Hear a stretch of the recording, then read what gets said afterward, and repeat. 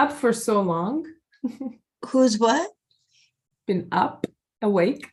Oh, well, I did have an hour nap because we had a gap. We had a 2-hour gap that actually was only an hour and 45 minutes. And so I got a bite to eat and I laid down, and I think that helped. That was a few hours ago, though. You get on a roll. I'm on a roll now. Well, the conversations breathes just so much life into my soul. Okay. Sharing to Facebook here.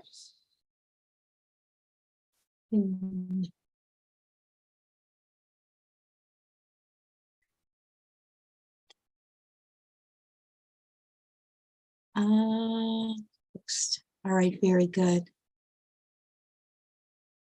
All right. Well,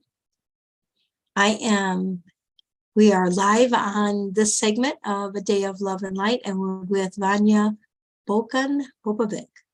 And you are where are you? I am saluting everybody, wishing happy holidays from Belgrade, Serbia, Southeast Europe. Yes. Yeah. So it's a bit later there for you than it is for me. So you've had, because you have young children.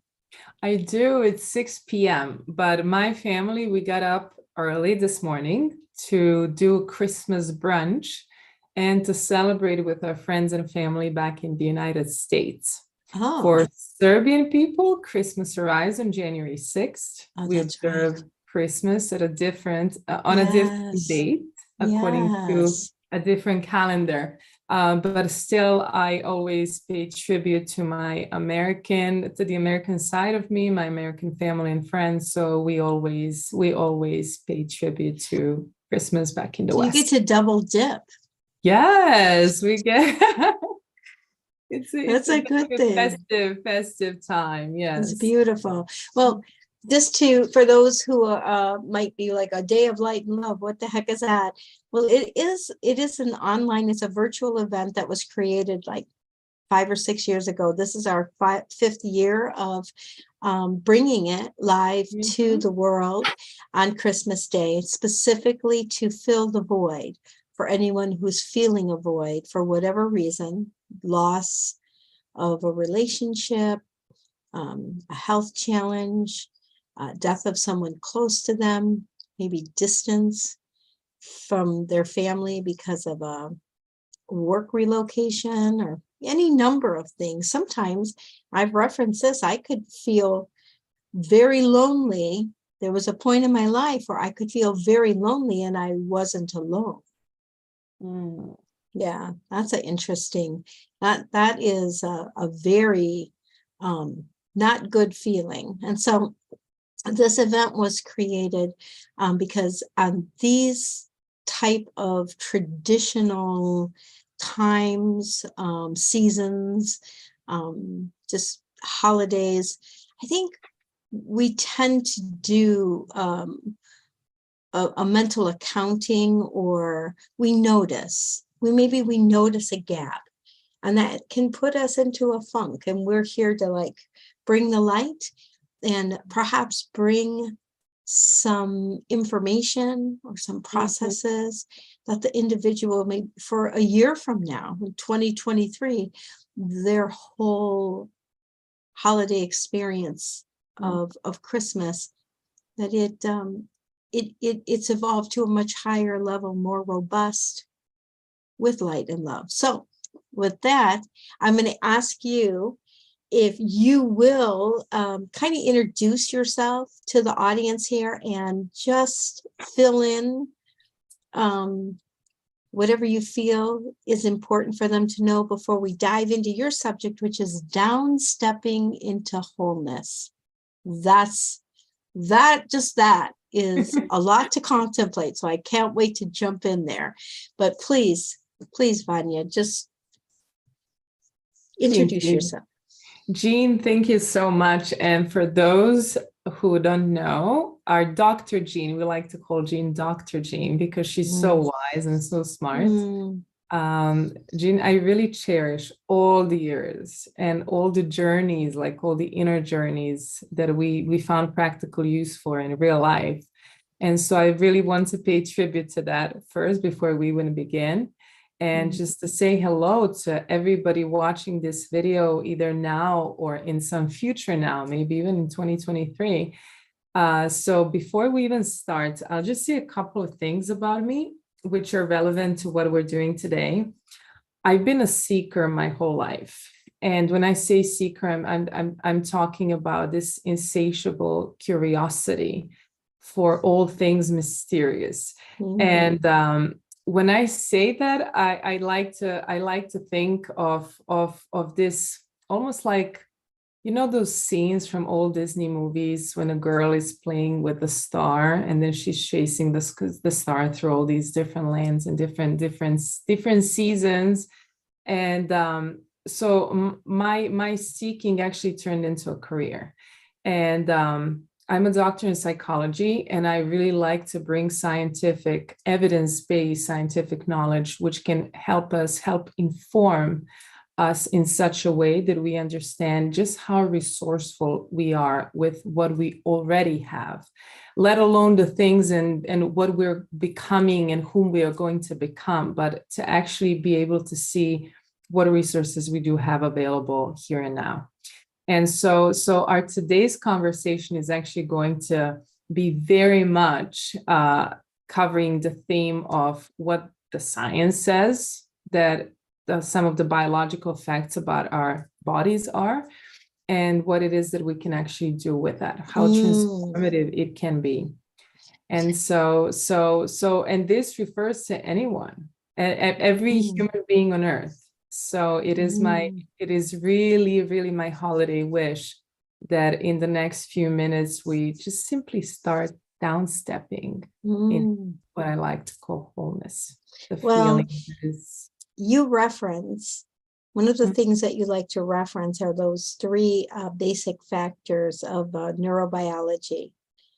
That you say is required in every situation. They're required in the situations that we find ourselves in. So maybe you could pick it up there. And Sure. Just to give some brief context around that, I'm very much into imagination, into creativity, into harnessing the beauty of our intuition, just the vastness of the human creative potential. But what I realized when the pandemic started is there was a little bit too much of this imagination going down the wrong way, going onto the dark end of things.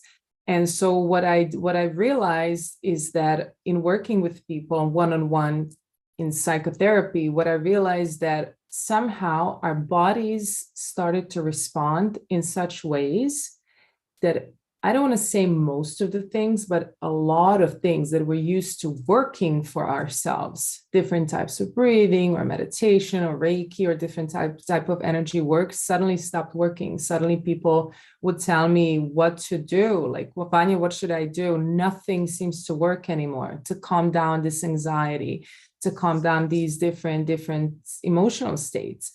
And then the second thing is that so many people that I met were referencing different types of emotions that they had never encountered before. And they would say, I simply have no words to describe this feeling. It's funky, it's weird, and so being a trained scientist, I'm a mystic by birth, which means that I tend to go out there a lot in terms of imagination, creativity, and so forth.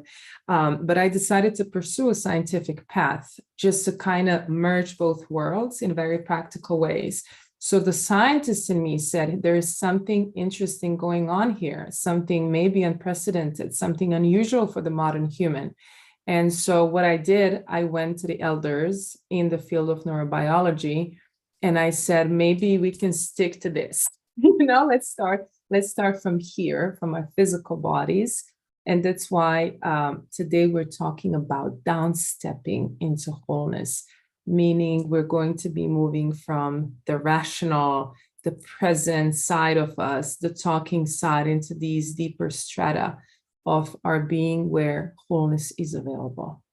as a feeling, as a level of being, and so forth. So just to give some context around that, I'm not a hardcore scientist in that sense, but I kind of like to hold on to something that's evidence-based, that has been used and tested over and over and over, around which we can build these huge kingdoms, these, huge ideas, huge temples of new. And so what the elders, I'm talking about older scientists in the field of neurobiology and the neuropsychology, what I kept hearing over and over again is that for our bodies to really come into alignment with our psyche, we're talking about mind, body, soul alignment, there are 3 conditions that must be met. First one is safety. The second one is connection. And the third one is dignity. And the third one is really special because it can be different for different people. But the more we go into the subject, it will become, I think each one of us will find a way to settle into this word. So when we talk about safety, the reason that I put safety first, besides it being a biological fact, there's so many things that we hate ourselves for. And I'm using the strong word hate, such as, oh, I had such a difficult day today. Why am I eating again?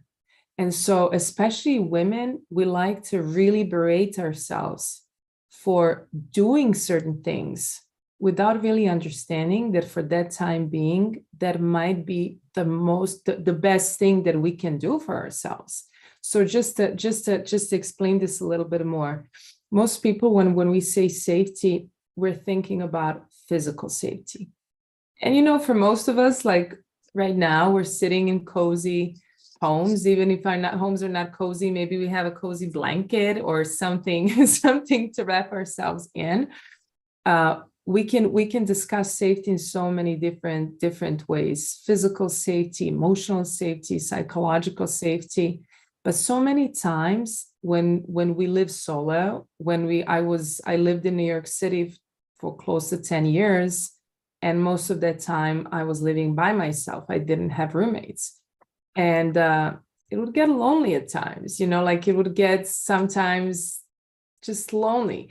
And so when we discuss safety, we're also thinking about ways in which we can make our environment soothing for ourselves. And so the first thing that women often we berate ourselves is food. Oh, I've eaten too much. Oh, I come home from work and again I'm finding solace in food. But also, so many women like to buy things, like, for example, to buy books or to buy beautiful objects. And then again, we tell ourselves, oh, why did I spend so much money on this, that, and the other? Well, not all of those purchases are just random. Some of these purchases really are investments in our sense of safety. So, for example, you can see this silly tree behind me, this luminous tree. One of the reasons that I put this tree behind me is so that people who may not be wanting to look at you or to look at me, or maybe some people will be inspired by this illuminated object behind me. And so many times we actually reach for objects which give us sense of safety just by being in our space. So what I would like to invite all of us who are here, whether live or on the recording, if you can just notice an object in your environment that makes you go really, like I really like that. It could be the silliest little thing. Like, to give you an example, this is a box from a coffee mug. I had to, Jean, you know me, like this is, explorer's map. Yes. But, and like I drink my coffee out of the cup, but I keep this box on my desk. And every time I look at it, my heart goes singing. Mm. And it's very difficult to explain why. To say just, oh, there are some maps and it reminds me of voyages and journeys or the unknown territories, it doesn't do it justice. It's more than that. And as you know, I used to travel a lot, and some of these distances are distant. So what I would intuitively do these things. I would carry my little objects with me. And some of these things are really tiny, like, you know, a tiny little crystal that someone gave me, or a tiny little pen. My daughter gave me this little notepad. And so I would carry these little things with me. And when I get to a new hotel room, I would set up a little, it wasn't, I wouldn't call it an altar space, but it was just a space to lay these objects down. And so my invitation, if you're listening to this, my invitation is to consider those little objects which we can place in our space, regardless of where we're at. They're anchors of safety and possibility. And they lead us back into the second biological fact. So the first one is safety. The next one is connection. We are social beings, and we really like to be connected to other beings. It's been proven a fact for, not to say millennia, but you know, we have biological facts now. We have research that shows and proves this.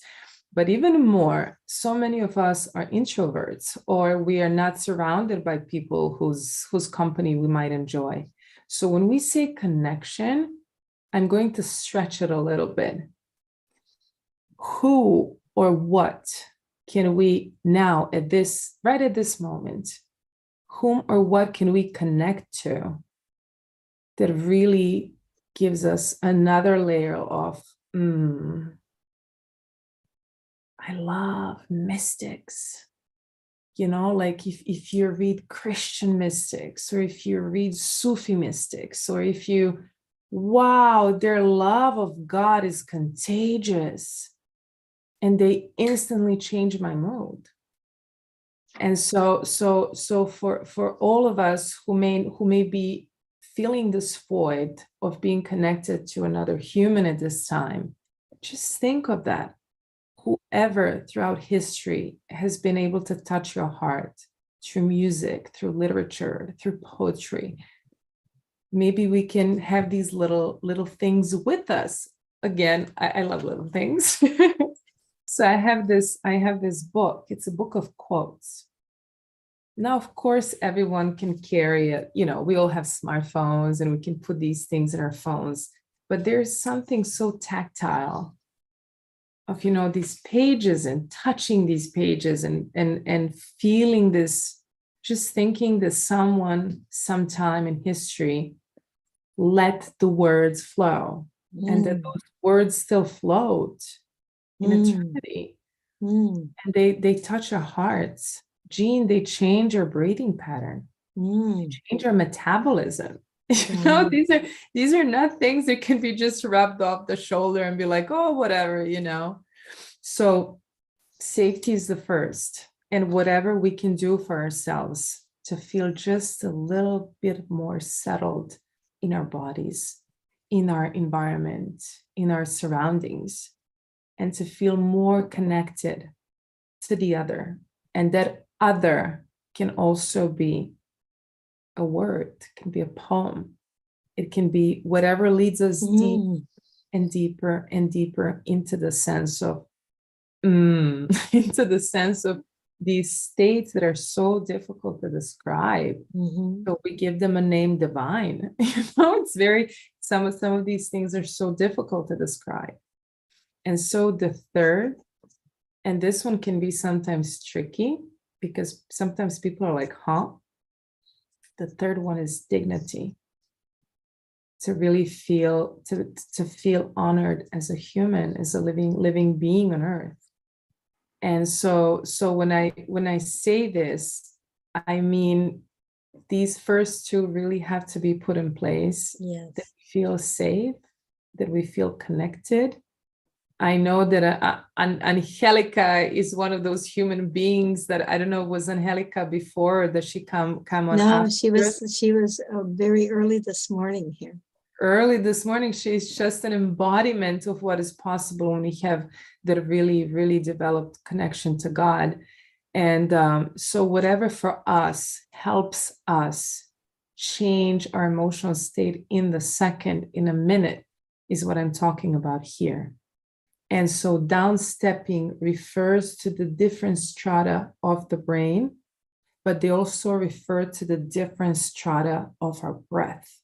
The more we get, the more we settle into things that we like, into poetry, into literature, into movies, into whatever that is for us, the deeper and slower our breathing becomes.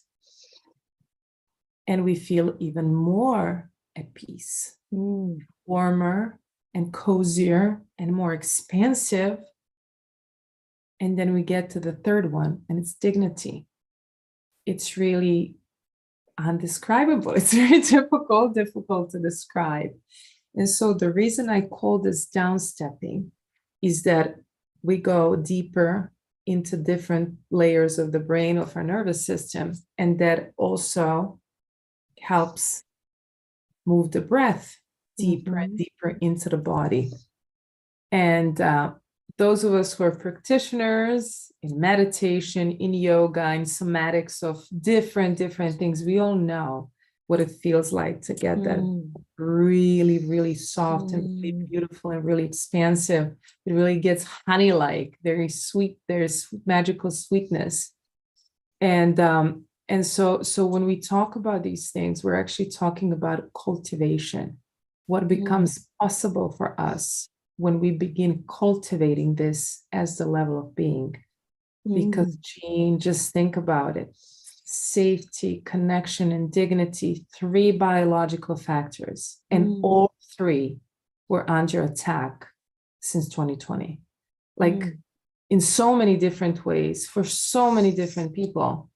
And so just to think about what, as a humanity, we have been going through collectively and individually, this is an invitation to be able to bring back that source, to bring back that authority, to bring back that level of choice, of personal choice, to actually step deeper downwards into wholeness.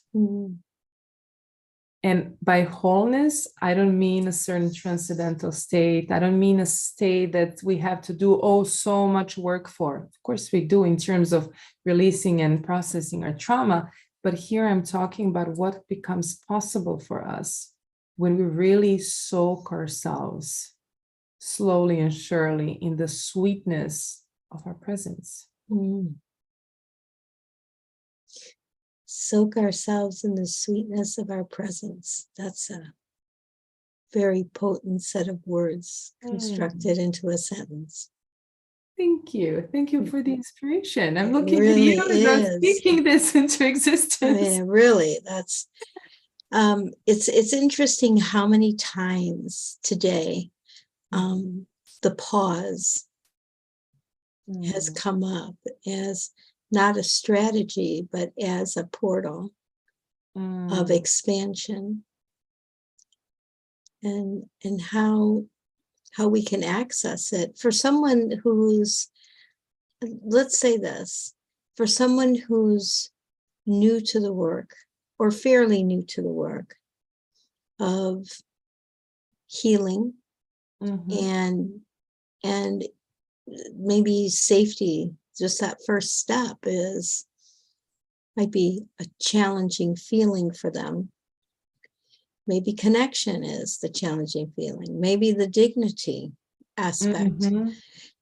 What would you recommend? Because I'm sure the principle is the same in terms of approaching and moving to a higher level of awareness and capacity to embody those things. Any steps that you would offer? Yes. I'm so glad that you asked this because it's such an important question. The first thing is that I'm saying this just so we can, because we all do this, we just don't value it enough. There are things that we enjoy and that we do to feel better, but we just don't value them enough. So let me give you an example. I used to, in my 20s, I lived in New York City. And at my worst, I was really at my worst. At the time, I had an undiagnosed autoimmune disease. So when it flared up for the first time, my life went into a total downward spiral. It was awful. And I really felt broken in so many ways. So what I did, I started writing a journal because I felt it was such an unusual part of my life. I had no control over how my body behaved. I had no control over what might happen to me internally or externally that day. So what I made a commitment that every day I would write and just freestyle, just Julia Cameron style of morning pages, daily pages, every afternoon pages. And for that, I purchased a gorgeous, gorgeous notebook with like a Venetian leather covers. It had to be something to really give me the sense of specialness. And so I would sit down to write. Sometimes I would be at a terrible state. I mean, hands shaking type of state, like losing control, almost panicky type of state. And I would pick up a pen and start writing. And as my hand would move and as the things would appear on paper, things would begin to shift. And eventually, something really wise would start coming alive on that paper. And of course, it didn't last long. Like I would feel good for a while. And then of course, these emotional, all these issues would resurface. But what these little things did, they showed to me. I still keep those journals. And Jean, when I read them, I'm like, oh, who wrote this? Who wrote this? So during those times, as I would be practicing my writing, I was not broken. Jean, I was whole. Someone very wise was doing this writing. And so eventually, after so many times when you see your pain on paper, you realize how much of that pain cannot be carried anymore. Right. So eventually I went into therapy, long-term therapy. So what my suggestion is, we have resources that are there and they are available and they're available now. However, there are other things that we cannot process by ourselves because we need safety and we need connection. And so when our bodies don't feel that in real life, they have to borrow it. And that's why working with a really good therapist is key, because we borrow safety from them. We borrow connection from them until we can our body can pick up and build these on its own. And so just to clarify, when we really need to rely on ourselves, like today, maybe for so many people, it's really important to follow what they say, follow your bliss, to really do what nourishes, as I like to say, to do what breeds us. Because when we engage in those activities, it's almost like they start breathing us. It's almost like they take over. It's almost like instantly we feel whole again. And feeling this wholeness, feeling exaltation, feeling inspiration creates positive neural networks. You're a futurist, and you know what this means. It means basically conceiving new futures.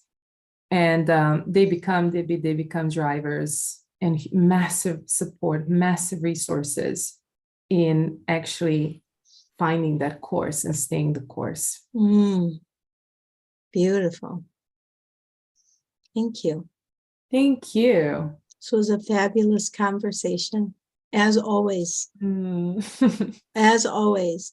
And the only thing that I never know is how much further you've expanded since the last conversation, because it's just an expansive experience having a conversation with you. And I so appreciate you, and I appreciate you giving your time and serving like you do, especially today, for those that needed to receive or those watching the replay. And in that today, they hear something, they receive something that puts them on that expansive path of wonderment. Curiosity. Yes. When we're curious, we can't be all these other things. Yes. And Jean, just to kind of, it's really special to be here, and I feel so privileged and so humbled that you invited me for another year. And communities like this, gatherings like this, make such a massive difference, because throughout my different phases in life, it was really these communities that were the anchor for my personal safety, my connection, the sense of dignity, the sense of being in the world. And it's massive. When I look back, I'm like, what would my life look like if it wasn't for those communities and those people in the past? Yes, for sure. And so thank you for doing what you do and serving in the ways that you serve. Thank you so much. And Merry Christmas. Merry now Christmas. And on the 6th of January. Thank you. You too. All right. Thank you, Vanja.